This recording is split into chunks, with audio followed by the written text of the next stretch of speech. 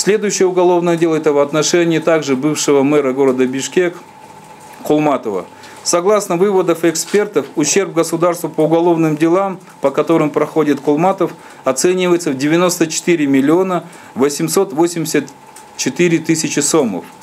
Собранными доказательствами по делу было установлено, что выделенные грантовые средства от ФЭА в размере 128 миллионов сомов были Министерством образования подготовлены для того, чтобы были построены две школы. Одна школа — это в селе Кыргызстан Узгенского района Ошской области, другая школа в селе Беловодское Московского района Чуйской области. Однако при вмешательстве Кулматова грантовые денежные средства в размере 128 миллионов сомов были перенаправлены на строительство одной школы на территории города Бишкек. В ходе строительства данной школы из республиканского бюджета было также дополнительно получено 104 миллиона сомов. В результате эту школу построили на сумму, превышающую 230 миллионов сомов. Хотелось бы отметить, что в течение 2017-2018 года Министерством образования и Госстроем строились школы в различных районах на территории нашей республики.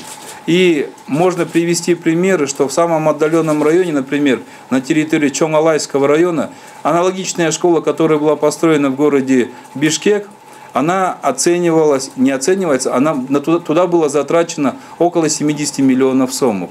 А школу, которую построил Кулматов, она оценивается в 230 миллионов сомов.